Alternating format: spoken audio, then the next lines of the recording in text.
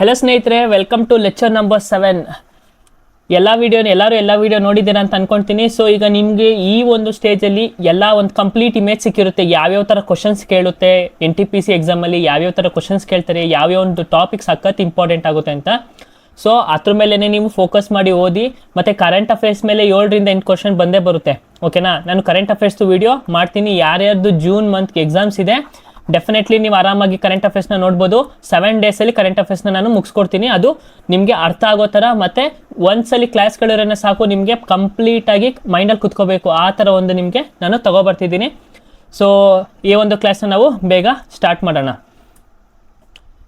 March 2025ರಲ್ಲಿ ಭಾರತೀಯ ಸೇನೆಯು ಪ್ರಚಂಡ್ ಪ್ರಹಾರ್ ಎಂಬ ತ್ರಿಸೇವಾ ಸಂಯೋಜಿತ ಬಹು ಡೊಮೈನ್ ಯುದ್ಧ ವ್ಯಾಯಾಮವನ್ನು ಯಾವ ರಾಜ್ಯದಲ್ಲಿ ನಡೆಸಿತು? In which state did the Indian army conduct the tri service integrated multi domain warfare exercise Prachand Prahar. Multi domain ಅಂತ ಅಂದ್ರೆ ಏನು? ಇಲ್ಲಿ ಬಹು ಡೊಮೈನ್ ಅಂತ ಐತಲ್ಲ. ಮಲ್ಟಿ ಡೊಮೈನ್ ಅಂದ್ರೆ ಈಗ ಆರ್ಮಿಯಲ್ಲಿ ಅಂದ್ರೆ ನಾವು ಲ್ಯಾಂಡ್ ಮೇಲೆ ಯುದ್ಧ ಮಾಡ್ತೀವಿ. ಓಕೆನಾ? ಮಲ್ಟಿ ಡೊಮೈನ್ ಮೇಲೆ ಅಂದರೆ ಏರಲ್ಲಿ ಯುದ್ಧ ಮಾಡೋದು ಮತ್ತು ವಾಟರಲ್ಲಿ ಯುದ್ಧ ಮಾಡೋದು, ಇದನ್ನು ನಾವು ಮಲ್ಟಿ ಡೊಮೈನ್ ಅಂತ ಕರಿತೀವಿ. ಓಕೆನಾ? ಯಾವೊಂದು ರಾಜ್ಯದಲ್ಲಿ ನಡೆಸಿದ್ದು ಈ ಒಂದು ಎಕ್ಸಸೈಸ್ ಆಗಿದ್ದು ಅಂತಂದರೆ it is our Arunachal Pradesh. ಓಕೆನಾ? ನಮ್ಮದು ಲಾಸ್ಟ್ ಇಯರ್ದು ಇದು ಕರೆಂಟ್ ಅಫೇರ್ಸು. ಮೆಜಾರಿಟಿ ಎಲ್ಲ ಎಕ್ಸಾಮ್ಸಲ್ಲಿ ಈ ಒಂದು ಕ್ವಶನ್ನ ಕೇಳಿದ್ದಾರೆ. ಈ ವರ್ಷ ನಾನು ಕರೆಂಟ್ ಅಫೇರ್ಸಲ್ಲಿ ಮಾಡ್ಕೊಡ್ತೀನಿ. ಓಕೆನಾ? ಈ ವರ್ಷ ಕರೆಂಟ್ ಅಫೇರ್ಸಲ್ಲಿ ನಿಮಗೆ ಯಾವ ಒಂದು ಎಕ್ಸಸೈಸ್ ಎಲ್ಲೆಲ್ಲಿ ನಡೀತು, ಯಾವ ಎಡಿಷನ್ ನಡೀತು, ಯಾವೊಂದು ರಾಜ್ಯದಲ್ಲಿ ನಡೀತು, ಮತ್ತು ಯಾವ ಕಂಟ್ರೀಸ್ ಇನ್ಕ್ಲೂಡ್ ಆಗಿದ್ರು, ಎಲ್ಲ ಥರ ಒಂದು ಕರೆಂಟ್ ಅಫೇರ್ಸ್ನ ನಿಮಗೆ ತಂದುಕೊಡ್ತಿದ್ದೀನಿ. ಇವತ್ತು ಕರೆಂಟ್ ಅಫೇರ್ಸ್ ಅಂದರೆ NTPC ಎಕ್ಸಾಮ್ ನಡೀತಿದೆ. ಆ ಎಕ್ಸಾಮಲ್ಲಿ 7 to 8 ಕ್ವಶನ್ಸ್ ಕರೆಂಟ್ ಅಫೇರ್ಸ್ ಕೇಳಿದ್ದಾರೆ. ಓಕೆನಾ? ನಮ್ಮ PDF-ನಲ್ಲಿ ಅದೆಲ್ಲ ಕವರ್ ಆಗಿದೆ. ನಾನು ಅದನ್ನು ಈವ್ನಿಂಗ್ ತಗೊಬರ್ತೀನಿ ನಿಮ್ಮ ಮುಂದೆ. 7 to 8 ಕ್ವಶನ್ಸ್ ಬಂದಿದೆ. ಆಮೇಲೆ ನಾವು ನೆಕ್ಸ್ಟ್ ಕ್ಲಾಸ್ ಮಾಡಿದಾಗ ಇನ್ನು ಯಾವ್ಯಾವ ಥರ ಕ್ವಶನ್ಸ್ ಕೇಳ್ಬೋದು ಅಂತ ನಾವು ನೋಡೋಣ. ಸರಿನಾ? 2ನೇ ಕ್ವಶನು, ಕಾಕತೀಯ ಸಾಮ್ರಾಜ್ಯದ ಪಾವತನದ ನಂತರ ಬುಕ್ಕ ಮತ್ತು ಹರಿಯಾರವನ್ನು ವಶಪಡಿಸಿಕೊಂಡ ದೆಹಲಿ ಸುಲ್ತಾನ ಯಾರು? Which Delhi sultanate captured Bukka and Harihara after the fall of the Kakatiya kingdom? Kakatiya dynasty. Kakatiya ಕಿಂಗ್ಡಮ್ನ ಕ್ಯಾಪಿಟಲ್ ಯಾವುದು? ವರಾಂಗಲ್ ಅಂತ ನಾವು ಕರಿತೀವಿ. ಓಕೆನಾ? ಏನು ಕ್ವಶನ್ ಕೇಳಿದ್ದಾರೆ? ಯಾವ ಒಂದು ಡೆಲ್ಲಿ ಸುಲ್ತಾನ ರಾಜ ಹರಿಹರ ಮತ್ತು ಬುಕ್ಕ ಈ ಹೆಸರು ಕೇಳಿದಾಗ ನಮ್ಗೆ ಏನು ಬರುತ್ತೆ? ಯಾವ ವಂಶ ಸ್ಥಾಪಕರು ಇವರು ವಿಜಯನಗರ ಡೈನಾಸ್ಟಿಯ ಸ್ಥಾಪಕರು, ಫೌಂಡರ್ ಆಫ್ ವಿಜಯನಗರ ಎಂಪೈರ್. ಯಾವ ಒಂದು ಡೆಲ್ಲಿ ಸುಲ್ತಾನ್ ಇವರಿಬ್ರನ್ನ ಕ್ಯಾಪ್ಚರ್ ಮಾಡಿದ್ದ? ಈಗ ಆಪ್ಷನ್ ನೋಡಿ, ಈ ಥರ ಒಂದು ಸ್ಟೇಟ್ಮೆಂಟ್ಸು ನಮಗೆ ರೇರ್ ಸಿಗೋದು. ಬಟ್ ನಾವೆಲ್ಲೋ ಒಂದ್ಸರಿ ಹಿಸ್ಟ್ರಿ ಕ್ಲಾಸಲ್ಲಿ ನಾವೇನೋ ಕೇಳಿಸ್ಕೊಂಡಿದ್ರೆ, ಈ ಒಂದು south Indian ಕಿಂಗ್ಡಮಲ್ಲಿ ವರಾಂಗಲ್ Kingdom, Kakatiya dynasty ಆದಮೇಲೆ ಒಬ್ಬ ಡೆಲ್ಲಿ ಸುಲ್ತಾನರು ಯಾರು ಹರಿಹರನ ಮತ್ತು ಬುಕ್ಕರಾಯನ ಕಿಡ್ನಾಪ್ ಮಾಡ್ತಾನೆ, ಅಂದರೆ ಅವರ ವಶಕ್ಕೆ ಪಡಿಸ್ಕೊಳ್ತಾನೆ. ಆಮೇಲೆ ಅವರಿಬ್ರು ಅಲ್ಲಿಂದ ಎಸ್ಕೇಪ್ ಆಗಿ ಏನು ಮಾಡ್ತಾರೆ? ವಿಜಯನಗರ ಸಾಮ್ರಾಜ್ಯನ ಸ್ಥಾಪಿಸ್ತಾರೆ ಅಂತ ಈ ಒಂದು ಹಿಸ್ಟ್ರಿ ಕ್ಲಾಸಲ್ಲಿ ಕೇಳಿಸ್ಕೊಂಡಿರ್ತೀವಿ. ಓಕೆನಾ? ನಾವು ಹಂಗೂ ಅದು ನೆನಪಿಲ್ಲ ಅಂತಂದ್ರೆ ನೀವು ಆಪ್ಷನ್ ನೋಡಿ. ಈಗ ಫಿರೋಜ್ ಶಾ ತುಗ್ಲಕ್, ಇವ್ರು ಯಾರ ಬ್ರದರು? ಇವರು ಮೊಹಮ್ಮದ್ ಬಿನ್ ತುಗ್ಲಕ್ ಅವರ ಬ್ರದರು. ಓಕೆನಾ? ಇವ್ರ ಡೇಟ್ ಏನು ಬರುತ್ತೆ? 1351 ಟು ಆಮೇಲೆ 51 ಆದಮೇಲೆ ಇವ್ರು ಬರ್ತಾರೆ. ನೆಕ್ಸ್ಟ್ ಬಲ್ಬನ್ ಯಾರು ಬರೋದು? ಬಲ್ಬನ್ ಯಾವ ಡೈನಾಸ್ಟಿಗೆ? ಸ್ಲೇವ್ ಡೈನಾಸ್ಟಿ ಅಲ್ವಾ? ಸ್ಲೇವ್ ಡೈನಾಸ್ಟಿಗೆ ಸಂಬಂಧಪಟ್ಟವ್ರು ಯಾರು? ಬಲ್ಬನ್ನು. ಮತ್ತು ಇವ್ರು ಸ್ಲೇವ್ ಡೈನಾಸ್ಟಿ ಎಸ್ಟಾಬ್ಲಿಷ್ ಆವಾಗ 1206 to 1290, 1706ರಿಂದ 1790 ಯಾವುದು? ಸ್ಲೇವ್ ಗುಲಾಮ ವಂಶ. ನೆಕ್ಸ್ಟ್ ಮೊಹಮ್ಮದ್ ಬಿನ್ ತುಗ್ಲಕ್, ಇವರು ತುಗ್ಲಕ್ ಡೈನಾಸ್ಟಿ ಅವರು. ಇವರ ಟೈಮ್ ಪೀರಿಯಡ್ ಏನು? 1325 to 1351 ಅಂತ ಹೇಳ್ತೇವೆ. ನೆಕ್ಸ್ಟ್ ಅಲಾವುದ್ದೀನ್ ಖಲ್ಜಿ ಅವರು. ಖಲ್ಜಿ ವಂಶ ಯಾವಾಗ ಬರುತ್ತೆ? 1790ರಿಂದ 1320 ಗಂಟ ಇವ್ರದ್ದು ಖಲ್ಜಿ ಡೈನಾಸ್ಟಿ ಬರುತ್ತೆ. ಸೊ ಈ ಒಂದು ಟೈಮ್ ಪೀರಿಯಡ್ ನೋಡಿದ್ರೆ ಹರಿಹರ ಬುಕ್ಕ ಯಾವಾಗ ವಿಜಯನಗರ ಎಂಪೈರ್ನ ಸ್ಥಾಪನೆ ಮಾಡಿದ್ರು? 1336 ಅಲ್ಲಿ ಅಲ್ವಾ? 1336 ಅಲ್ಲಿ ವಿಜಯನಗರ ಸಾಮ್ರಾಜ್ಯನ ಸ್ಥಾಪನೆ ಮಾಡಿದ್ರು. ಎಲ್ಲಿ ಗಂಟೆ ಇತ್ತು ವಿಜಯನಗರ ಸಾಮ್ರಾಜ್ಯ? 1565. ಓಕೆನಾ? ಬ್ಯಾಟಲ್ ಆಫ್ ರಕ್ಕಸತಂಗಡಿ ಅಂತ ಕರಿತೀವಿ, ಅಲ್ಲಿ ಗಂಟ ವಿಜಯನಗರ ಸಾಮ್ರಾಜ್ಯ ಇತ್ತು. ಈಗ ಇಲ್ಲಿ ಟೈಮ್ ಪೀರಿಯಡ್ ನೋಡಿದ್ರೆ 1336 ಅಲ್ಲಿ ಯಾರು ಬರ್ತಾರೆ? ಈಗ ಫಿರೋಜ್ ಶಾ ತುಗ್ಲಕ್ 1351, ಅಂದರೆ ಇವರಿಬ್ರು ವಿಜಯನಗರ ಕಿಂಗ್ಡಮ್ನ ಫಾರ್ಮ್ ಮಾಡಾದ್ಮೇಲೆ ಬಂದಿರೋದು. ಸೊ ಇವನು ಆಪ್ಷನ್ ಆಗಲ್ಲ. ನೆಕ್ಸ್ಟ್ ಬಲ್ಬನ್ನು, ಇವ್ರು ಹುಟ್ಟೇ ಇರಲಿಲ್ಲ ಅನ್ಕೊಳ್ಳಿ. ಓಕೆನಾ? ಆವಾಗ ಬಂದಿರೋದು, ಇದು ಆಪ್ಷನ್ ಆಗಲ್ಲ. ಮತ್ತು ಅಲಾವುದ್ದೀನ್ ಖಲ್ಜಿ ಅವ್ರ ಟೈಮ್ ನೋಡಿದ್ರೆ ಅವ್ರದ್ದು ಆಪ್ಷನ್ ಆಗಲ್ಲ. ಸೊ ಆಪ್ಷನ್ ಯಾವುದು? ಮೊಹಮ್ಮದ್ ಬಿನ್ ತುಗ್ಲಕ್. ಆಪ್ಷನ್ ಮೊಹಮ್ಮದ್ ಬಿನ್ ತುಗ್ಲಕ್ ಏನು ಮಾಡ್ತಾನೆ, ಹರಿಹರ ಮತ್ತು ಬುಕ್ಕರನ್ನು ಇಬ್ರು ಕ್ಯಾಪ್ಚರ್ ಮಾಡ್ಕೊಂಡಿರ್ತಾನೆ. ಅವನೊಬ್ಬ ಡೆಲ್ಲಿ ಸುಲ್ತಾನ್ ಆಗಿರ್ತಾನಲ್ವಾ. ಆಮೇಲೆ ಅವರು ಹರಿಹರ ಮತ್ತು ಬುಕ್ಕರ ಏನು ಮಾಡ್ತಾರೆ, ಅಲ್ಲಿಂದ ಎಸ್ಕೇಪ್ ಆಗಿ ವಿಜಯನಗರ ಸಾಮ್ರಾಜ್ಯವನ್ನು ಸ್ಥಾಪನೆ ಮಾಡ್ತಾರೆ. ಇದು ಒಂದು ಸಿನಾರಿಯೋ ನೋಡಿ. ಈ ಥರ ಎಷ್ಟು ಚೆನ್ನಾಗಿ ಕ್ವಶನ್ಸ್ ಕೇಳಿದ್ದಾರೆ. ಮತ್ತು Delhi sultanate, Mughal empire, Vijayanagara important topic medieval ಹಿಸ್ಟ್ರಿಯಲ್ಲಿ. ಯಾರಿಗೆ? TCS ಅವ್ರಿಗೆ. ಎಕ್ಸಾಮ್ ನಡೆಸೋದು ಯಾರು? ನಮ್ಮ TCS ಅಲ್ವಾ. TCSಗೆ ಇಂಪಾರ್ಟೆಂಟ್ ಟಾಪಿಕ್ ಅದು. Which mountain is located in South America? ದಕ್ಷಿಣ ಅಮೇರಿಕಾದಲ್ಲಿ ಯಾವ ಪರ್ವತವಿದೆ? ಓಕೆನಾ. ನಮ್ಮ ಭಾರತದಲ್ಲಿ ಹಿಮಾಲಯ ಹೆಂಗಿದೆ ಅದೇ ಥರನೇ ಬೇರೆ ಬೇರೆ ಕಂಟ್ರಿಯಲ್ಲಿ ದೊಡ್ಡವಾದ ಪರ್ವತ ಅಂತ ಮೆನ್ಷನ್ ಮಾಡಿರ್ತಾರೆ. ಓಕೆ, ಈಗ ಸೌತ್ ಅಮೆರಿಕಾದಲ್ಲಿ ಯಾವುದೈತೆ? ಸೌತ್ ಅಮೆರಿಕಾದಲ್ಲಿ ಯಾವುದು? ಆಂಡೀಸ್ ಮೌಂಟೇನ್ ಅಂತ ಕರಿತೀವಿ. ಎಲ್ಲಿ? ಸೌತ್ ಅಮೆರಿಕಾದಲ್ಲಿ. ಅದೇ ರಾಕೀಸ್ ಮೌಂಟೇನ್ ಇಲ್ಲಿ ನಾರ್ತ್ ಅಮೇರಿಕಾ ರಾಕೀಸ್ ಅಂತ ಕರಿತೀವಿ. ಈ ನಾರ್ತ್ ಅಮೇರಿಕಾದಲ್ಲಿ ಆ ಒಂದು ರಾಕೀಸ್ ಮೌಂಟೇನ್ ಹೈಯೆಸ್ಟ್ ಪೀಕ್ ಯಾವುದು? ಯಾವುದು ಅಂದರೆ ಮೌಂಟ್ ಎಲ್ಬರ್ಟ್ ಅಂತ ಕರಿತೀವಿ. ಓಕೆನಾ, ನೆನ್ಪಿಟ್ಕೋಬೇಕು. ಮ್ಯಾಚ್ ದ ಫಾಲೋಯಿಂಗ್ ಕ್ವಶನ್ಸ್ ಕೇಳ್ತಾರೆ. ನೆಕ್ಸ್ಟ್ ಈ ಆಲ್ಪ್ಸ್ ಮೌಂಟೇನ್ ಎಲ್ಲಿ ಬರುತ್ತೆ? ಯುರೋಪಲ್ಲಿ ಬರುತ್ತೆ. ಆಲ್ಪ್ಸ್ ಮೌಂಟೇನ್ ಯುರೋಪಲ್ಲಿ ಬರುತ್ತೆ. ಮತ್ತು ಇದು ಹೈಯೆಸ್ಟ್ ಪೀಕ್ ಯುರೋಪ್ ಯಾವುದು?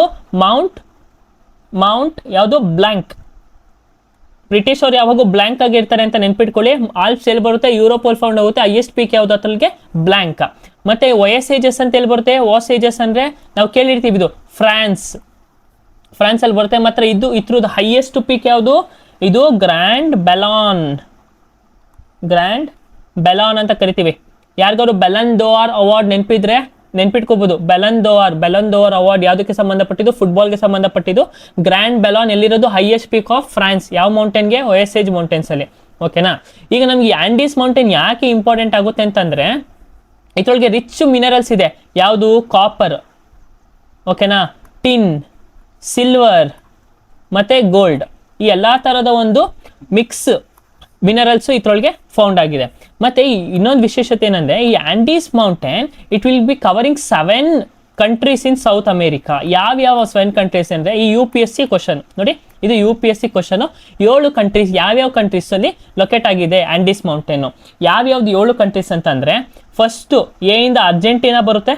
ಒಂದು ಬುಕ್ಕಲ್ಲಿ ನೋಟ್ ಮಾಡ್ಕೊಳ್ಳಿ, ಇದು ಇಂಪಾರ್ಟೆಂಟ್ ಆಗುತ್ತೆ. ಯಾಕಂದರೆ ಮ್ಯಾಚ್ ಆಫ್ ಫಾಲೋಯಿಂಗಲ್ಲಿ ಕೇಳ್ಬೋದು ನಿಮಗೆ. ಅರ್ಜೆಂಟೀನಾ ಬರುತ್ತೆ. ನೆಕ್ಸ್ಟು ಬಿ ಅಂತ ಹೋದರೆ ಬೊಲಿವಿಯಾ. ಆಮೇಲೆ ಸಿ ಇಂದ ಚಿಲಿ. ಇನ್ನೊಂದು ಸಿ ಇಂದ ಮತ್ತೆ ಯಾವ್ದು ಬರುತ್ತೆ? ಕೊಲಂಬಿಯಾ. ನೆಕ್ಸ್ಟು ಈಕ್ವೆಡರ್ ಬರುತ್ತೆ.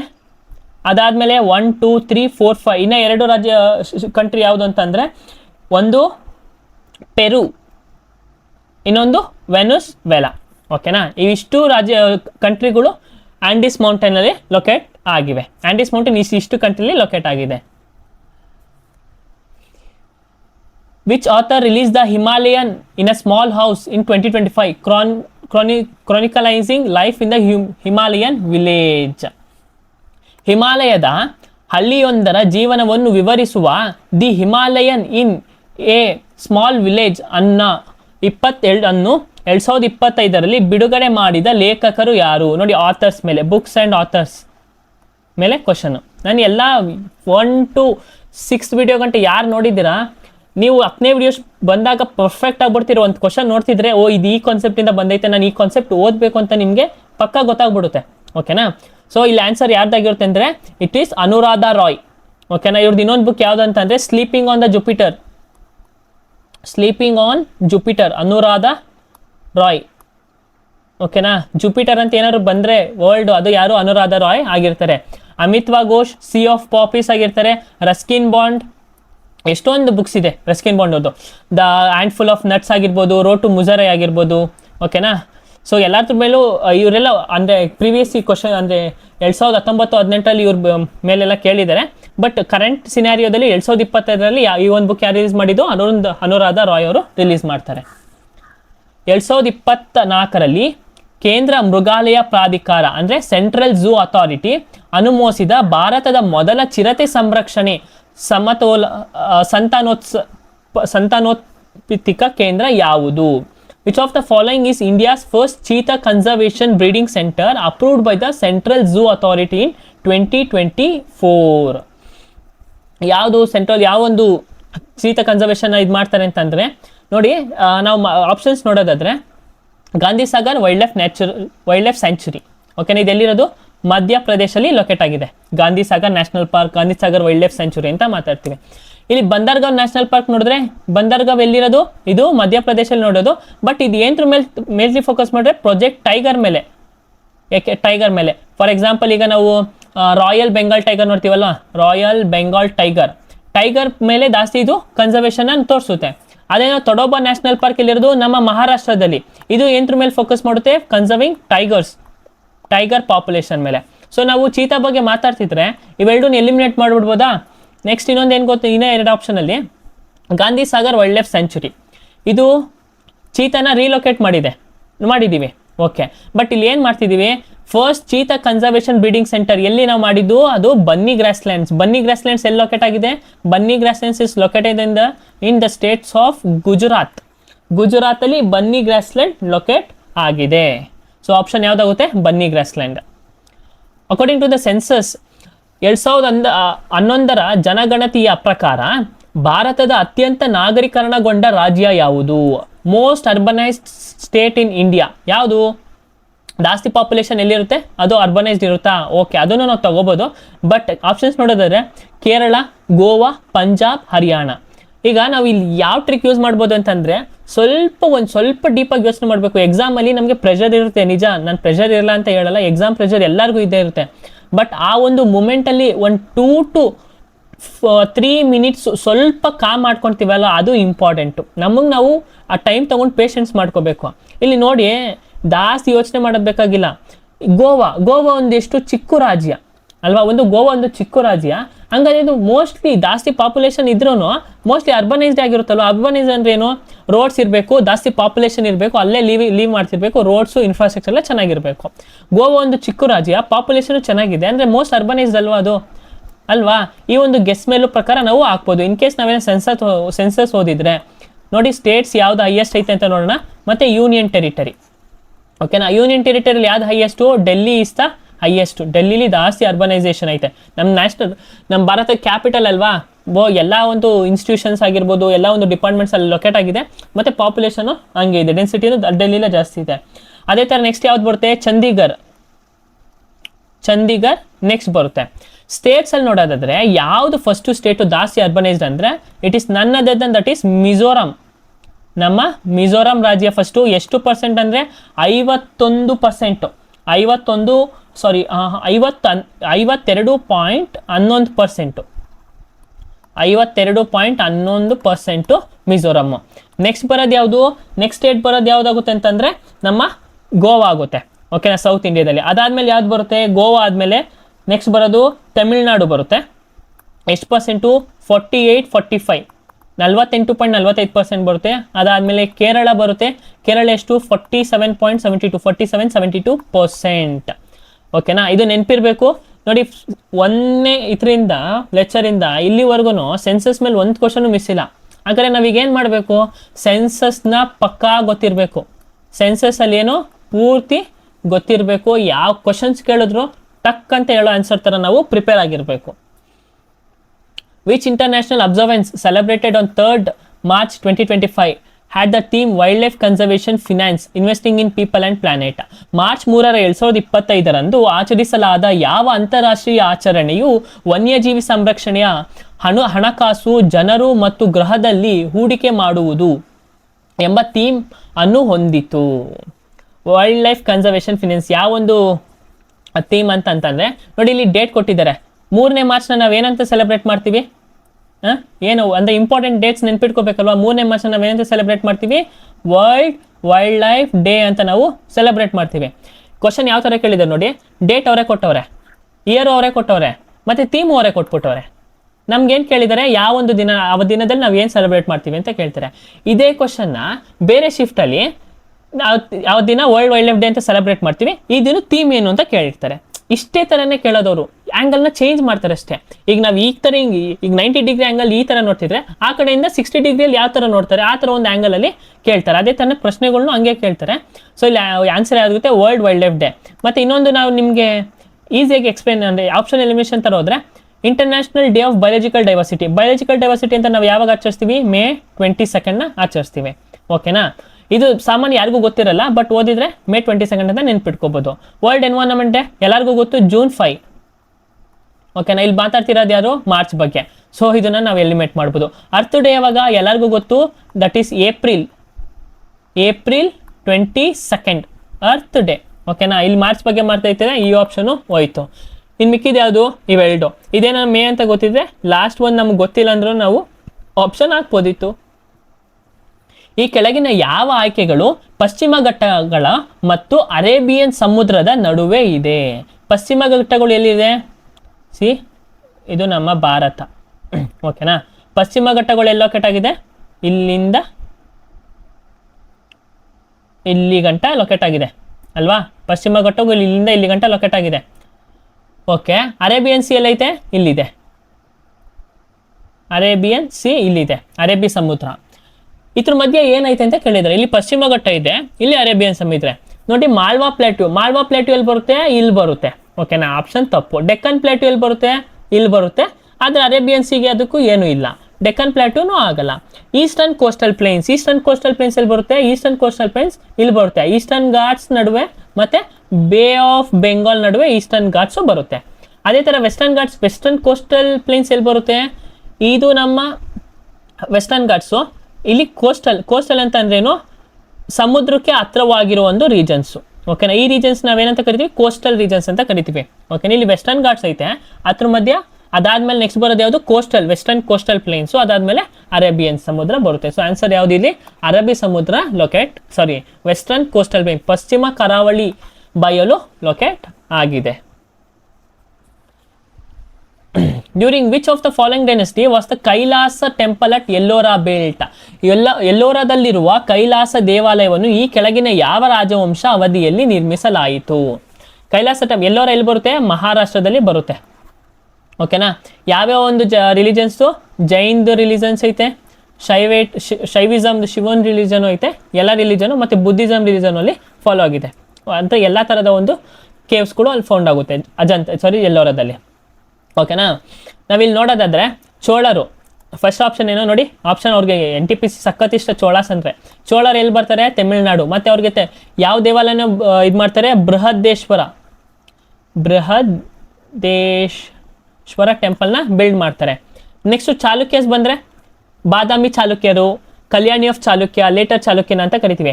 ಚಾಲುಕ್ಯರು ಬಂತಂದರೆ ಅವರು ಬಾದಾಮಿ, ಐಹೊಳೆ, ಪಟ್ಟದಕಲ್ಲು, ಬಾದಾಮಿ, ಐಹೊಳೆ, ಪಟ್ಟದಕಲ್ಲು ಇವೆಲ್ಲ ಯಾರು ಬಿಲ್ಡ್ ಮಾಡೋದು? ಚಾಲುಕ್ಯ ಅವರು. ನೆಕ್ಸ್ಟ್ ಪಲ್ಲವರು ಅಂತ ಬಂದರೆ, ಪಲ್ಲವರು ಏನಕ್ಕೆ ಫೇಮಸ್ಸು? ಮಹಾಮಲ್ಲಪುರಂ ಮತ್ತು ಮಹಾಬಲಿಪುರಂ ಅಂತ ಕರಿತೀವಲ್ವ ನಾವು. ಶೋ ಟೆಂಪಲ್, ಮಹಾಬಲಿಪುರಂ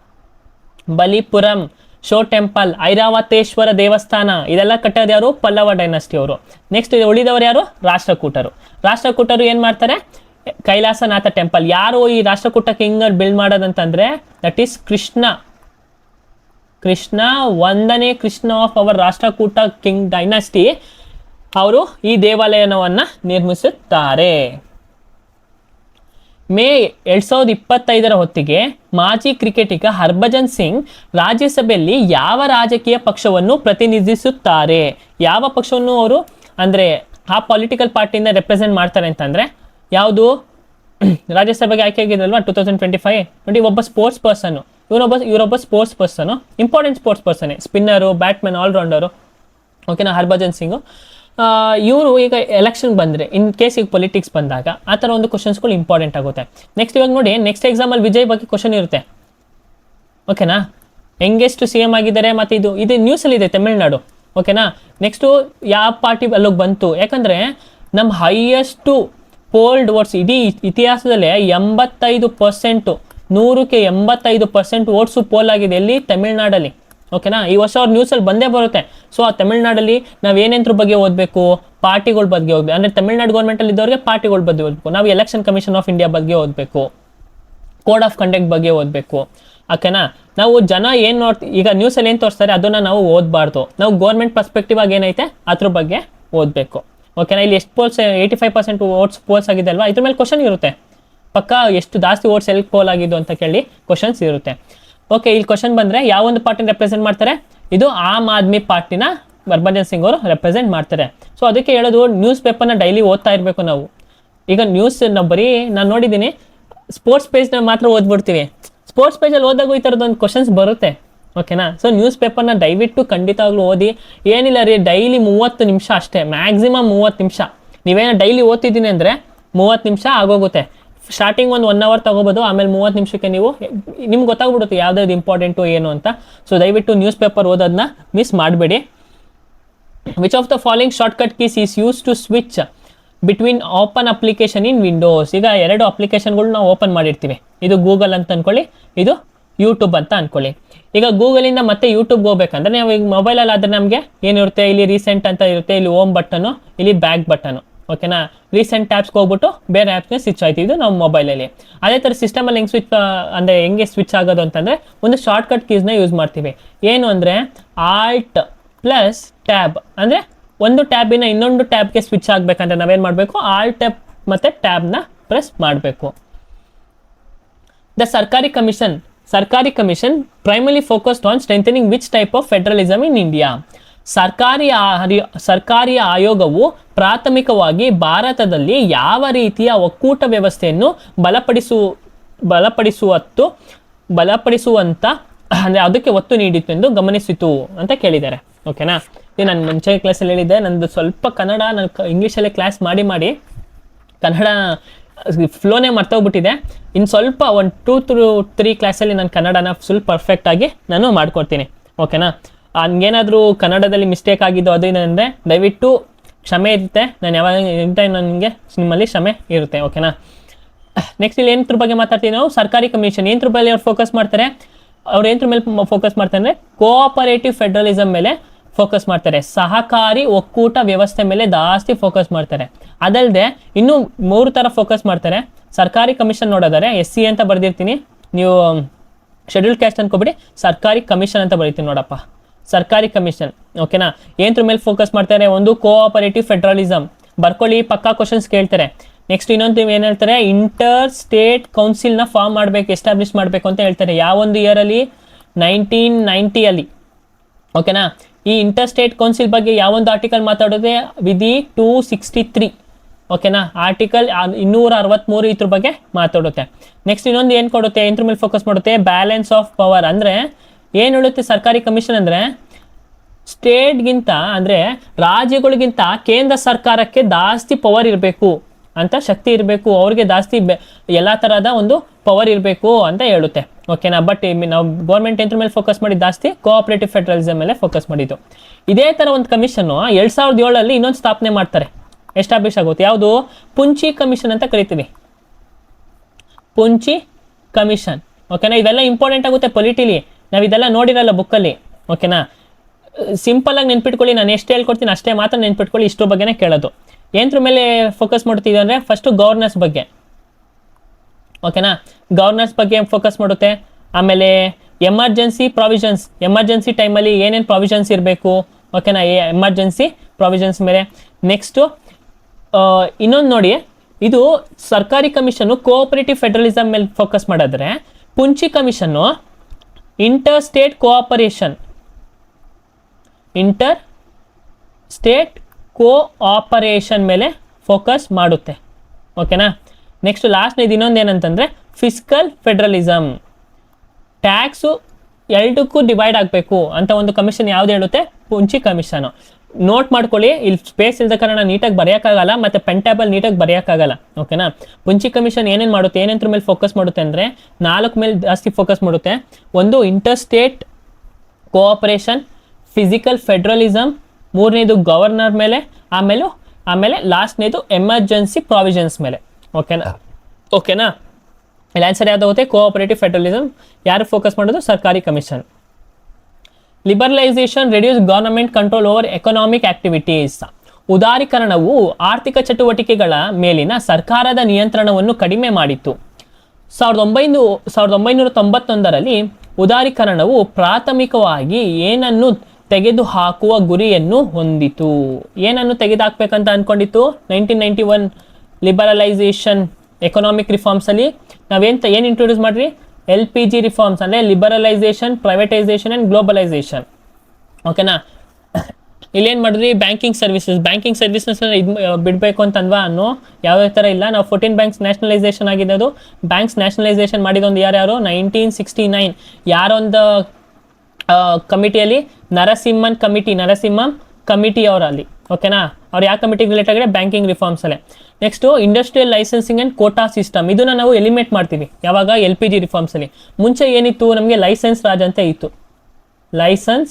ಅಂತ ಇತ್ತು.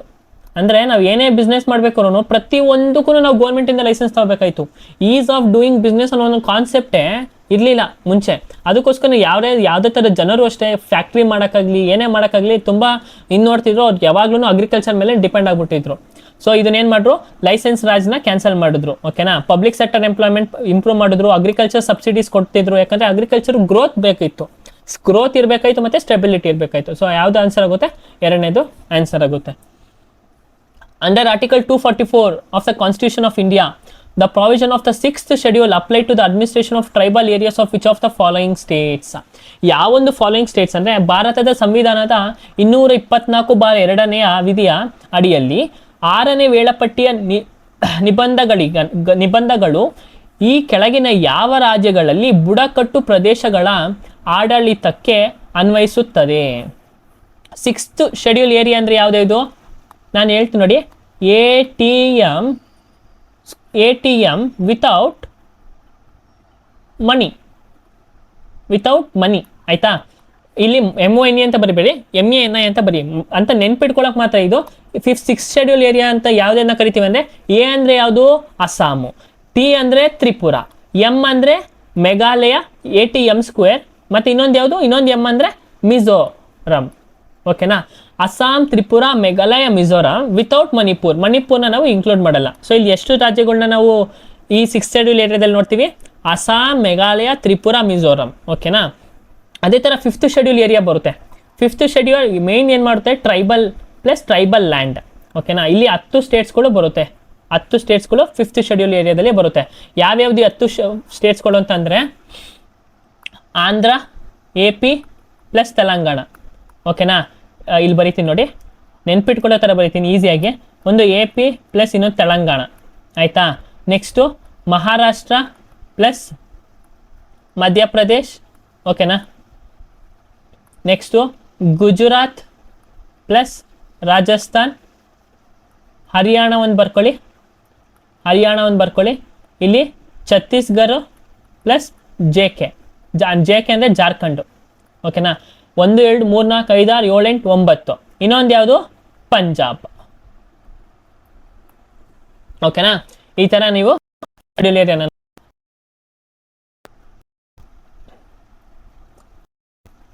Next question, how many mutually independent base quantities are there in the current international system of units? SI unit ಏನಂತ ಕರಿತೀವಿ, ಇಂಟರ್ನ್ಯಾಷನಲ್ ಸಿಸ್ಟಮ್ ಆಫ್ ಯೂನಿಟ್ಸ್ ಅಂತ ಕರಿತೀವಿ. ಪ್ರಸ್ತುತ ಅಂತಾರಾಷ್ಟ್ರೀಯ ಏಕಮಾನ ವ್ಯವಸ್ಥೆಯಲ್ಲಿ ಅಂದರೆ SI ಎಷ್ಟು ಪರಸ್ಪರ ಸ್ವತಂತ್ರ ಮೂಲ ಪ್ರಮಾಣಗಳಿವೆ? ಎಷ್ಟು ಬೇಸ್ ಇರುತ್ತೆ ನಮ್ಮ SI ಯೂನಿಟಲ್ಲಿ? It is 7. ನೋಡಿ, easy question, science and it. Which of the following Indian state received the World Bank loan of rupees 2,424 crore to upgrade the healthcare? ಆರೋಗ್ಯ ಸೇವೆಯ ಮೇಲ್ವಿಚಾರಣೆಗೆರಿಸಲು ಈ ಕೆಳಗಿನ ಯಾವ ಭಾರತೀಯ ರಾಜ್ಯವು ವಿಶ್ವ ಬ್ಯಾಂಕ್ನಿಂದ 2,424 ಕೋಟಿ ಸಾಲವನ್ನು ಪಡೆದುಕೊಂಡಿದೆ? ಯಾವುದು ಅಂತಂದರೆ ನೋಡಿ, ಕೇರಳ ಅತಿ ಹೆಚ್ಚು ನಮ್ಮ ಭಾರತದಲ್ಲಿ ಅತಿ ಹೆಚ್ಚು ಹೆಲ್ತ್ಗೆ ಖರ್ಚು ಮಾಡುವಂಥ ಒಂದು ರಾಜ್ಯ, ಓಕೆನಾ. ಅಲ್ಲಿ ನೋಡಿ, ಅಲ್ಲಿ ಹೆಲ್ತು ಅಷ್ಟೇ ಚೆನ್ನಾಗಿದೆ, ಪೀಪಲ್ ಹೆಲ್ತು ತುಂಬಾ ಚೆನ್ನಾಗಿದೆ, ಓಕೆನಾ. ಅತಿ ಹೆಚ್ಚು ಹೆಲ್ತ್ ಮೇಲೆ ಸ್ಪೆಂಡ್ ಮಾಡೋವಂಥ, ಜಾಸ್ತಿ ಖರ್ಚು ಮಾಡೋವಂಥ ರಾಜ್ಯ ಯಾವುದು? ಕೇರಳ.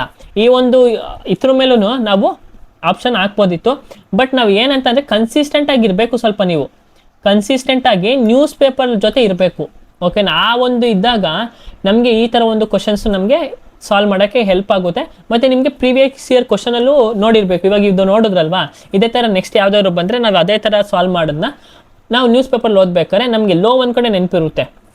ಯಾವಾಗ ಏನು ಓದಿರ್ತೀವಿ ಅದು ತುಂಬ ಯೂಸ್ ಆಗುತ್ತೆ, ಯಾವಾಗೋ ಓದಿರೋದು ಯಾವಾಗೋ ಹೆಲ್ಪ್ ಆಗುತ್ತೆ, ಓಕೆನಾ. ಆ ಥರ ಒಂದು ಸಿಚುವೇಶನ್ಸು ಬರುತ್ತೆ. Next, which of the following fundamental rights is guaranteed under article 14 of the Indian constitution? Article 14 ಏನು ಹೇಳುತ್ತೆ?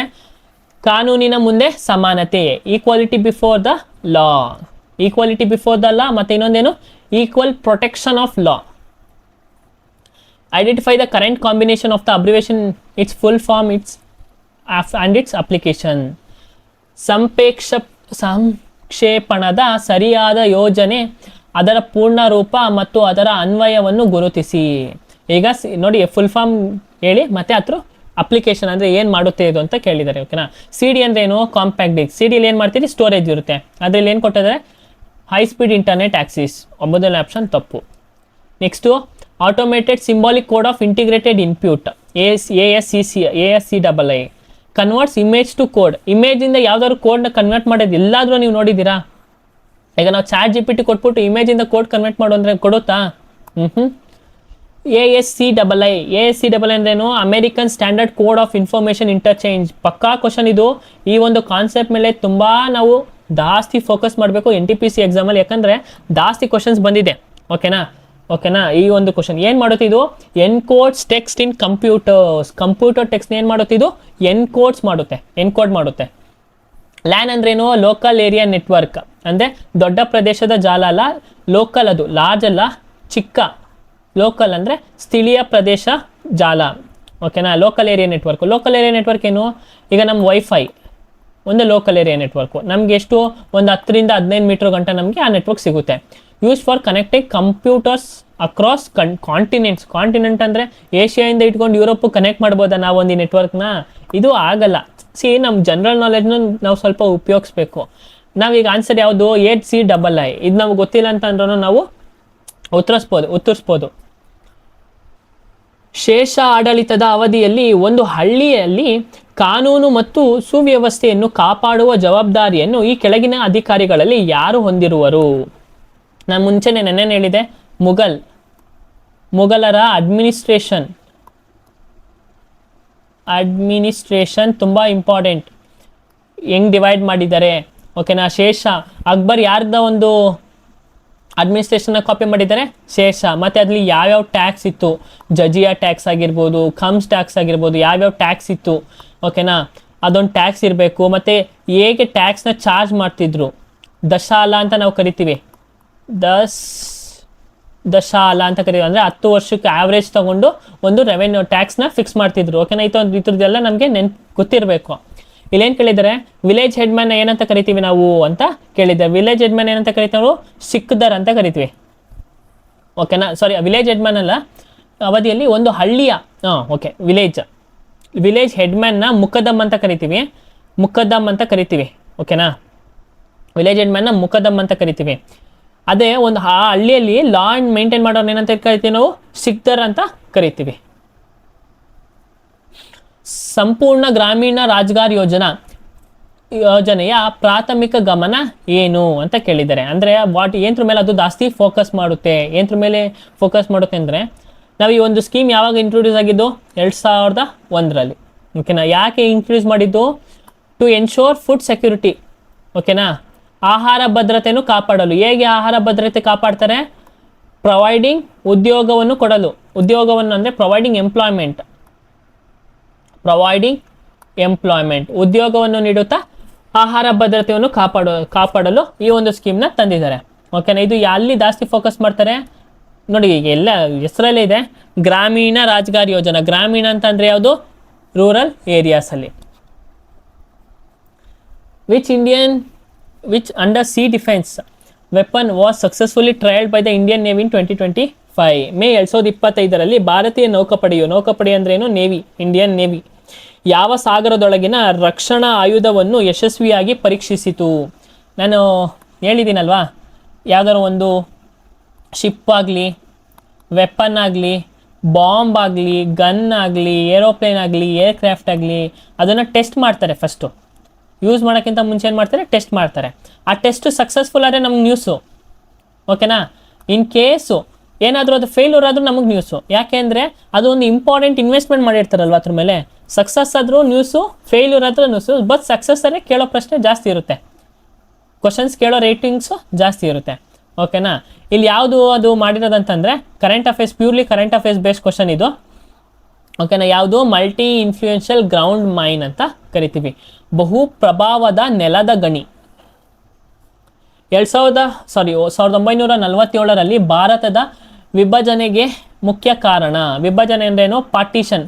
ಈ ಎರಡು ಡಿವೈಡ್ ಮಾಡೋದನ್ನ ಪಾರ್ಟಿಷನ್ ಅಂತ ಕರಿತೀವಿ. The main reason for the partition of India in 1947 was. ಯಾಕೆ ಪಾರ್ಟಿಷನ್ ಮಾಡೋದು? ಯಾರ್ಯಾರ ಮಧ್ಯೆ ಆಗುತ್ತೆ? ಪಾಕಿಸ್ತಾನ ಮತ್ತು ಇಂಡಿಯಾ. ಓಕೆನಾ? ಯಾಕೆ ಪಾರ್ಟಿಷನ್ ಆಗೋದು ಅಂತಂದರೆ, ಪಾಕಿಸ್ತಾನಲ್ಲಿ ಮೆಜಾರಿಟಿ ಯಾರಿರ್ತಾರೆ? ಮುಸ್ಲಿಮ್ಸವರು, ಭಾರತದಲ್ಲಿ ಹಿಂದೂಸವರು. ಓಕೆನಾ? ಏಂತ್ರಗೋಸ್ಕರ ಮಾಡ್ತಾರೆ? Because of this Muslim and Hindu ಕಮ್ಯುನಿಟೀಸ್ಗೋಸ್ಕರ. Communal tensions and political disagreements. Okay, ಇಲ್ಲೇ ಕ್ವಶನ್, ಫಸ್ಟ್ ಆಪ್ಷನ್ನೇ ಆನ್ಸರ್ ಆಗಿದೆ. ವಿಚ್ ಆಫ್ ದ ಫಾಲೋಯಿಂಗ್, ಇದು ಯಾರು ಪ್ಲ್ಯಾನ್ ಇದು? ಈ ಒಂದು ಪಾರ್ಟಿಷನ್ ಯಾರು ಪ್ಲ್ಯಾನ್ ಮಾಡ್ತಾರೆ? Mountbatten plan. Mountbatten plan ಅಂತ ಕರಿತೀವಿ. ಓಕೆನಾ? ನೆನ್ಪಿಟ್ಕೋಬೇಕು ನಾವು ಇದನ್ನೆಲ್ಲ. Which of the following rivers belong to the peninsula plateau. ಈ ಕೆಳಗಿನ ಯಾವ ನದಿಗಳು ಪಾರ್ಯಾಯ ದ್ವೀಪ ಪ್ರಸ್ಥಭೂಮಿಗೆ ಸೇರಿವೆ? ಪೆನಿನ್ಸುಲಾ ಪ್ಲಾಟ್ಯೂ ಅಂದ್ರೆ ಏನು? ಇಲ್ಲಿ ಬರುತ್ತೆ. ಪೆನಿನ್ಸುಲಾ ಪ್ಲಾಟ್ಯೂ ಅಂದರೆ ಇದು. ಪೆನಿನ್ಸುಲರ್ ಅಂದ್ರೇನು? ಪಾರ್ಯಾಯ ದ್ವೀಪ ಅಂದ್ರೇನು? ಇಲ್ಲೊಂದು ಸೈಡು, ಇಲ್ಲೊಂದು ಸೈಡು, ಇಲ್ಲೊಂದು ಸೈಡು, 3 ಸೈಡು ವಾಟರ್ ಕವರ್ ಇರಬೇಕು. ಒಂದು ಸೈಡು, ಇದೊಂದು ಸೈಡ್ ಏನು ಲ್ಯಾಂಡ್ ಕವರ್ ಆಗೈತೆ. ಓಕೆನಾ? ಇದನ್ನೇನಂತ ಕರಿತೀವಿ ನಾವು? ಪೆನಿನ್ಸುಲಾರ್ ಅಂತ ಕರಿತೀವಿ. ಈ ಪೆನಿನ್ಸುಲಾ ಪ್ಲಾಟ್ಯೂದಲ್ಲಿ ಯಾವುದು, ವಿಚ್ ಆಫ್ ದ ಯಾವ ಒಂದು ನದಿ ಇದಕ್ಕೆ ಸಂಬಂಧಪಟ್ಟಿದೆ ಅಂತ ಕೇಳಿದ್ದಾರೆ. ಯಾವ್ಯಾವ ನದಿ ಬರುತ್ತೆ? ಫಸ್ಟ್ ಇಲ್ಲಿ ನೋಡ್ಕೊಳ್ಳೋದೆ. ಇಲ್ಲಿ ಮಹಾನದಿ ಬರುತ್ತೆ, ಸುಬರ್ಣರೇಖಾ ಬರುತ್ತೆ, ಆಮೇಲೆ ಬ್ರಾಹ್ಮಿಣಿ, ಬೈತ್ರಾಣಿ, ಗೋದಾವರಿ, ಕೃಷ್ಣ ಹರಿಯುತ್ತೆ, ಇಲ್ಲಿ ಕಾವೇರಿ ಬರುತ್ತೆ, ವೈಗೈ ತಮಿಳ್ನಾಡಲ್ಲಿ. ಇದು ಅಂದರೆ ನಮ್ಮ ಭಾರತದ ಇದು ಏನು ಲೋವರ್ ಮೋಸ್ಟ್ ರಿವೆಲ್. ಓಕೆನಾ? ಲೋವರ್ ಮೋಸ್ಟ್ ರಿವೆಲ್ ಆಯಿತಾ. ನೆಕ್ಸ್ಟು ಈ ಕಡೆ ಬಂದರೆ ಇಲ್ಲಿ ನರ್ಮದಾ ಐತೆ, ತಪ್ಪಿ ಐತೆ. ನರ್ಮದಾ ಇಲ್ಲಿ ಬರುತ್ತೆ. ಓಕೆನಾ? ಇದರಿಂದ ಕೆಳಗೆ ಬರೋದು ಈ ಸತ್ಪುರ ರೇಂಜಿಂದ ಕೆಳಗೆ ಬರುತ್ತೆ, ಅದೆಲ್ಲ ಪೆನಿನ್ಸುಲಾ ಪ್ಲಾಟ್ಯೂಗೆ ಸೇರುತ್ತೆ. ಇಲ್ಲಿ ನೋಡೋದಾದ್ರೆ ಕೃಷ್ಣಾ ನದಿ. ಓಕೆ, ಕೃಷ್ಣಾ ನದಿ ಎಲ್ಲಿ ಬರುತ್ತೆ? ಇಲ್ಲಿ. ಓಕೆನಾ? ಇಲ್ಲಿ ಯಾವುದು ಕೃಷ್ಣಾ ನದಿ ಇಲ್ಲಿ ಹರಿಯುತ್ತೆ, ಪೆನಿನ್ಸುಲಾ ಪ್ಲಾಟ್ಯೂ. ಓಕೆ, ಇದು ಆಪ್ಷನ್ ಆಗಿರುತ್ತೆ. ಲೋಹಿತ್ ನೀವರ್ ನೋಡೋದಾದ್ರೆ ಇದು ಯಾವ ಒಂದು ನದಿಯ ಉಪನದಿ? ಲೋಹಿತ್ ನೀವರು ಇದು ಲೋಹಿತ್, ದಿಬಾಂಗ್, ಧನ್ಸಿರಿ ಅದೆಲ್ಲ ಯಾವ ರಿವರ್ಗೆ? ಬ್ರಹ್ಮಪುತ್ರ. ಓಕೆನಾ? ಬ್ರಹ್ಮಪುತ್ರ ರಿವರ್ಗೆ ಉಪನದಿ. ಇದು ಬೀಸ್ ರಿವರ್ ನೋಡೋದಾದ್ರೆ ಇಂದಸ್ ನದಿಗೆ ಉಪನದಿ. ದಿಬಾಂಗ್ ಇದು ಬ್ರಹ್ಮಪುತ್ರ ರಿವರ್ಗೆ ಉಪ ನದಿ ಆಗಿರುತ್ತೆ. ಸೊ ಆನ್ಸರ್ ಯಾವುದು? ಕೃಷ್ಣ ರಿವರ್ ಆಗಿರುತ್ತೆ. At the Doha Diamond League 2025, after throwing beyond 90 meters, Neeraj Chopra achieved the historic distinction for Indian athletics. ನೋಡಿ, ನೀರಜ್ ಚೋಪ್ರಾ ನಮಗೆ ಗೋಲ್ಡ್ ಮೆಡಲ್ ತಂದ್ಕೊಟ್ರಲ್ವಾ? ಎಲ್ಲಿ? ಜಾವ್ಲಿನಲ್ಲಿ ಗೋಲ್ಡ್ ಮೆಡಲ್ ತಂದ್ಕೊಟ್ರಲ್ವಾ? ಆ ವರ್ಷದಿಂದ ಈ ವರ್ಷ ಗಂಟನೂ ನೀರಜ್ ಚೋಪ್ರಾ ಸಖತ್ತು ನ್ಯೂಸಲ್ಲಿದ್ದಾರೆ. ಎಲ್ಲ ಎಕ್ಸಾಮಲ್ಲಿ ಒಂದು ಸ್ಪೋರ್ಟ್ಸ್ ಕ್ವಶನ್ ಯಾವ್ದಾದ್ರು ಬೇರೆದು ಮಿಸ್ ಆಗಿದೆ, ನೀರಜ್ ಚೋಪ್ರಾ ಅವ್ರದ್ದೇ ಇರುತ್ತೆ. ಅವ್ರು ಏನು ರೆಕಾರ್ಡ್ ಮಾಡಿದ್ದಾರೆ? First athlete to surpass the 90 meter mark in javelin ಎಸೆತದಲ್ಲಿ 90 ಮೀಟರ್ ಗಡಿ ದಾಟಿದ ಮೊದಲ ಭಾರತೀಯ ಕ್ರೀಡಾಪಟ ಎಂಬ ಹೆಗ್ಗಳಿಕೆಗೆ ಪಾತ್ರರಾದರು. ಯಾರು? ನಮ್ಮ ನೀರಜ್ ಚೋಪ್ರಾರವರು.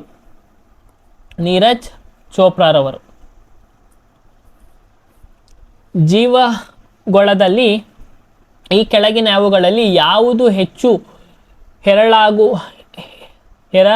ಹೇರಳವಾಗಿರುವ ಪ್ರೋಟೀನ್ ಆಗಿದೆ? ಯಾವುದು? Which of the following is the most abundant protein in biosphere? ಬಯೋಸ್ಪಿಯರಲ್ಲಿ ಯಾವುದು ಪ್ರೋಟೀನ್ ಇರುತ್ತೆ? ರುಬಿಸ್ಕೋನ ಪ್ರೋಟೀನ್ ಜಾಸ್ತಿ ಇರುತ್ತೆ. ಭಾರತೀಯ ವಿಶ್ವವಿದ್ಯಾಲಯಗಳ ಮೇಲೆ ಕಟ್ಟುನಿಟ್ಟಿನ ನಿಯಂತ್ರಣ ಹೇರುವ ಮೂಲಕ ಲಾರ್ಡ್ಸ್ ಕರ್ಜನ್. ಓಕೆನಾ? ನೋಡಿ, ಲಾರ್ಡ್ ಕರ್ಜನ್ ಎಷ್ಟು ಸರಿ ಹೇಳಿದ್ದೀವಿ ನಾನು. ಲಾರ್ಡ್ ಕರ್ಜನ್ ಇಲ್ಲಾಂದ್ರೆ ಒಂದು 4 5 ಕ್ವಶನ್ ಇವ್ರ ಮೇಲೆ ನೋಡ್ಬಿಟ್ಟಿದೀವಲ್ವ ನಾವು. ಲಾರ್ಡ್ ಕರ್ಜನ್ ಭಾರತೀಯ ವಿಶ್ವವಿದ್ಯಾಲಯಗಳ ಕಾಯ್ದೆಯನ್ನು ಈ ಕೆಳಗಿನ ಯಾವ ವರ್ಷಗಳಲ್ಲಿ ಜಾರಿಗೆ ತಂದರು? ಯಾವ ವರ್ಷ ತರ್ತಾರೆ? ಇಂಡಿಯನ್ ಯೂನಿವರ್ಸಿಟೀಸ್ ಆ್ಯಕ್ಟ್ ಅಂತ ಇನ್ ದ ಇಯರ್ 1904 ಯೂನಿವರ್ಸಿಟೀಸ್ ಆ್ಯಕ್ಟ್ನ ತರ್ತಾರೆ. ಮತ್ತು ಇವರೊಂದು ಪೀರಿಯಡಲ್ಲೇ ಇನ್ನು 1906 ಯಾವುದೋ ಬೆಂಗಾಲ್ ಪಾರ್ಟಿಷನ್ ಆಗುತ್ತೆ. ಮಾರ್ಚ್ 2025 ಅರ್ಮೇನಿಯಾ ಈ ಕೆಳಗಿನ ಯಾವ ದೇಶದೊಂದಿಗೆ ಶಾಂತಿ ಒಪ್ಪಂದಕ್ಕೆ ಸಹಿ ಹಾಕಿದು? ಇದು ವರ್ಲ್ಡ್ ಇಂಟರ್ನ್ಯಾಷನಲ್ ರಿಲೇಷನ್ ಮೇಲೆ ಕ್ವಶನ್. ಇಂಟರ್ನ್ಯಾಷನಲ್ ರಿಲೇಷನ್ IR ಅಂತ ಕರಿತೀವಿ ನಾವು. ಆ ಒಂದು ಕ್ವಶನ್ ಮೇಲೆ, ಆ ಒಂದು ಟಾಪಿಕ್ ಮೇಲೆ ಇದು ಕ್ವಶನ್. 2025 ಮಾರ್ಚಲ್ಲಿ ಯಾವೊಂದು ಅರ್ಮೇನಿಯಾ ಯಾವೊಂದು ದೇಶದ ಜೊತೆಗೆ ಪೀಸ್ ಟ್ರೀಟಿ ಸೈನ್ ಮಾಡ್ತು ಅಂತಂದರೆ ಇಟ್ ಈಸ್ ಅಜರ್ಬೈಜಾನ್ ಎಲ್ಲಿರೋದು? ಬಾಕು. ಕ್ಯಾಪಿಟಲ್ ಏನು? ಬಾಕು. ಯಾವುದು ಬಾಕು ಅಂತ ಅಜರ್ಬೈಜಾನ್ಗೆ ಇನ್ನೊಂದು ಇಂಪಾರ್ಟೆಂಟ್ ಅಂದರೆ COP30 COP ಅಂದ್ರೇನು ಕಾನ್ಫರೆನ್ಸ್ ಆಫ್ ಪಾರ್ಟೀಸ್ ಅಂತ ನಾವು ಕರಿತೀವಿ. ಭಾರತೀಯ ಸಂವಿಧಾನದ 5ನೇ ವೇಳಾಪಟ್ಟಿಯ ಈ ಕೆಳಗಿನ ಯಾವುದರ ಆಡಳಿತ ಮತ್ತು ನಿಯಂತ್ರಣಕ್ಕೆ ನಿರ್ಬಂಧಗಳನ್ನು ಒಳಗೊಂಡಿದೆ. The 5th schedule of the Indian Constitution contains provision for the administration and control of which of the following? 5th schedule ನೋಡಿ ಆಗಲೇ ಮಾತಾಡಿದ್ವಿ. 5th schedule ಏರಿಯಾ ಏನ್ರ ಬಗ್ಗೆ ಮಾತಾಡುತ್ತೆ? Schedule areas and schedule tribe ಬಗ್ಗೆ ಮಾತಾಡುತ್ತೆ. 5th 6th ಬೆಲ್ಡು ಶೆಡ್ಯೂಲ್ ಟ್ರೈಬ್ ಬಗ್ಗೆನೇ ಮಾತಾಡೋದು. ಬಟ್ 5th 6th ಎಕ್ಸ್ಪ್ಲಿಸಿಟಲ್ ಆಗಿ ಟ್ರೈಬ್ಸ್ ಬಗ್ಗೆನೇ ಮಾತಾಡುತ್ತೆ, ಟ್ರೈಬಲ್ ಬಗ್ಗೆನೇ ಮಾತಾಡುತ್ತೆ. ಇಲ್ಲಿ schedule area plus schedule tribe ಬಗ್ಗೆ ಮಾತಾಡುತ್ತೆ 5th schedule. What does section 498A of the Indian penal code, ಭಾರತೀಯ ದಂಡ ಸಂಹಿತೆಯ IPC ಸೆಕ್ಷನ್ 498A ಯಾವುದರ ಬಗ್ಗೆ ಹೇಳುತ್ತದೆ ಅಂತಂದರೆ 498 ಸೆಕ್ಷನ್ ಏನಿರುತ್ತೆ ಅಂದರೆ ಗಂಡ ಅಥವಾ ಅವನ ಸಂಬಂಧಿಕರಿಂದ ಮಹಿಳೆಯ ಮೇಲೆ ಕ್ರೌರ್ಯ ಅಂದರೆ ಕ್ರೂಯಲ್ಟಿ, ಅವ್ರ ಮನೆಯವ್ರು ಏನಾದ್ರು ತೊಂದರೆ ಕೊಟ್ಟರೆ. ಈ ಒಂದು ಕ್ವಶನ್ ಯಾಕೆ ಬಂದಿತ್ತು ಅಂದರೆ ಒಂದು ಸುಪ್ರೀಂ ಕೋರ್ಟ್ ತೀರ್ಪು ಬಿಡುತ್ತೆ, ಓಕೆನಾ, ಒಂದು ಕೇಸಲ್ಲಿ ತೀರ್ಪು ಬಿಡುತ್ತೆ. ಆ ಫ್ಯಾಮಿಲಿಲಿ ಆ ವೈಫ್ ಹಸ್ಬೆಂಡು ಮತ್ತು ಅವ್ರ ಫ್ಯಾಮಿಲಿ ಅವ್ರು ತುಂಬ ಹಿಂಸೆ ಕೊಟ್ಟಿರ್ತಾರೆ, ಓಕೆನಾ, ತುಂಬ ಹಿಂಸೆ ಕೊಟ್ಟಿರ್ತಾರೆ. ಮತ್ತು ನಮ್ಮ ಕರ್ನಾಟಕದಲ್ಲಿ ಆ ಥರ ಕೇಸಸ್ ನಾವು ನೋಡಿದ್ದೀವಿ, ಆ ಥರದ್ದು ಕೇಸಸ್ ನೋಡಿದ್ದೀವಿ. ಆ ಒಂದಿಗೋಸ್ಕರ ಈ ಒಂದು ಜಜ್ಮೆಂಟ್ ಕೊಟ್ಟಾದಮೇಲೆ ಈ ಒಂದು ಟಾಪಿಕ್ ನಮಗೆ ಇಂಪಾರ್ಟೆಂಟ್ ಆಗುತ್ತೆ, ಓಕೆನಾ. ಈ ಥರ ಒಂದು ಕ್ವಶನ್ಸ್ ಯಾವಾಗಲೂ ಎಕ್ಸ್ಪ್ಲಿಸಿಟಾಗಿ ಏನಾದರೂ ಇದನ್ನೇ ಕೇಳೋದು, ಓಕೆನಾ. ನಾವು IPC ಸೆಕ್ಷನಲ್ಲಿ ಏನೇನು ನೆನ್ಪಿಟ್ಕೋಬೇಕು? ದೌರಿ ಕೇಸ್ ಬಗ್ಗೆ ನೆನ್ಪಿಟ್ಕೋಬೇಕು, ರಾಬ್ರಿ ಕೇಸ್ ಬಗ್ಗೆ ನೆನ್ಪಿಟ್ಕೋಬೇಕು, ಓಕೆನಾ. ಆಮೇಲೆ ಈ ಥರ ಮನೆಯವ್ರ ಬಗ್ಗೆ ಇಲ್ಲಿ ನೋಡಿ ಹಸ್ಬೆಂಡ್ ಮತ್ತು ವೈಫ್ ಮಧ್ಯೆ ಏನಾದ್ರು ಹಿಂಗೆ ಜಗಳ ಆಗುತ್ತಲ್ಲ, ಈ ಥರ ಏನಾದ್ರು ಕ್ರೂಯಲ್ಟಿ ಹ್ಯಾಪನ್ ಆದರೆ ಅದ್ರ ಬಗ್ಗೆ ನಾವು ನೆನ್ಪಿಟ್ಕೋಬೇಕು. ಮಾರ್ಚ್ 14, 2024 ಹೊತ್ತಿಗೆ ಈ ಕೆಳಗಿನ ಯಾವುದು ಏಷ್ಯಾದ ಅತಿ ದೊಡ್ಡ ಸುರಂಗವಾಗಿದೆ? Which of the following is the Asia's largest tunnel? ಈ ಲಾರ್ಜೆಸ್ಟ್ ಟನಲ್ ಯಾವುದು? ಮಾರ್ಚ್ 2024 ಅಂದರೆ ಹೋದ ವರ್ಷ. ಯಾವುದು? ಜೋಜ್ಲಾ ಟನಲ್ ಅಂತ ಕರಿತೀವಿ ನಾವು, ಇಲ್ಲಿ ಜೋಜ್ಲಾ ಟನಲ್ ಅಂತ ಕರಿತೀವಿ. ಕರೆಂಟಾಗಿ ಯಾವುದು ಹೈಯೆಸ್ಟು ಟನಲ್ ಅಂತ ಅಂದರೆ, ಲಾಂಗೆಸ್ಟ್ ಟನಲ್ ಅಂದರೆ ಶ್ಯಾಮ್ ಪ್ರಸಾದ್ ಮುಖರ್ಜಿ ಟನಲ್ ಅಂತ ಕರಿತೀವಿ, ಓಕೆನಾ. ಶ್ಯಾಮ್ ಪ್ರಸಾದ್ ಮುಖರ್ಜಿ ಟನಲ್ ಅಂತ ನಾವು ಕರಿತೀವಿ. ಅದೇ ಥರನೇ ರೈಲ್ವೇಸಲ್ಲಿ ಲಾಂಗೆಸ್ಟ್ ಟನಲ್, ರೈಲ್ವೆಯಲ್ಲಿ ಲಾಂಗೆಸ್ಟ್ ಟನಲ್ ಯಾವುದು? ಜನಸುಟವಲ್ ಟನಲ್ ಅಂತ ಕರಿತೀವಿ.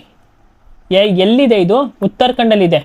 ಯಾವೊಂದು ರೀಜನ್ ಮದುವೆ ಅಂತಂದರೆ ರಿಷಿಕೇಶ್ ಇಂದ ಕರ್ಣಪ್ರಯಾಗ್, ಓಕೆನಾ. ಆ ಹೋಗೋ ಒಂದು ದಾರಿಯಲ್ಲಿ ಈ ಒಂದು ಜನಸುಟವಲ್ ಅಂತ ಲೊಕೇಟ್ ಆಗಿದೆ. ಮತ್ತು ಇದಾಗಲೇ ಕ್ವಶನ್ಸ್ ಕೇಳಿದ್ದಾರೆ, ಓಕೆನಾ. ಇದಕ್ಕಿಂತ ಮುಂಚೆ ಹಿಸ್ಟಾರಿಕಲಿ ಅಂದರೆ ಮುಂಚೆ ಇವೆಲ್ಲ ಬರೋಕ್ಕಿಂತ ಮುಂಚೆ ಯಾವುದು ಹೈಯೆಸ್ಟ್ ಟನಲ್ ಆಗಿತ್ತು ಅಂದರೆ Pir Panjal tunnel railway tunnel ಆಗಿತ್ತು, ಓಕೆನಾ. Which of the following kitchen chemicals is commonly used in preserving pickles? ಉಪ್ಪಿನಕಾಯಿಯನ್ನು ಸಂರಕ್ಷಿಸಿ ಕೆಳಗಿನ ಯಾವ ಅಡುಗೆ ಮನೆಯ ರಸಾಯನಿಕ ಸಾಮಾನ್ಯವಾಗಿ ಬಳಸಲಾಗುತ್ತದೆ? ಎಲ್ಲರಿಗೂ ಗೊತ್ತು, ವಿನೆಗರ್. ನಾವೇನು ಮಾಡಿತೀವಿ? ಉಪ್ಪಿನಕಾಯಿ ಹಾಳಾಗಬಾರ್ದಂತ ವಿನೆಗರ್ನ ಬಳಸ್ತೀವಿ.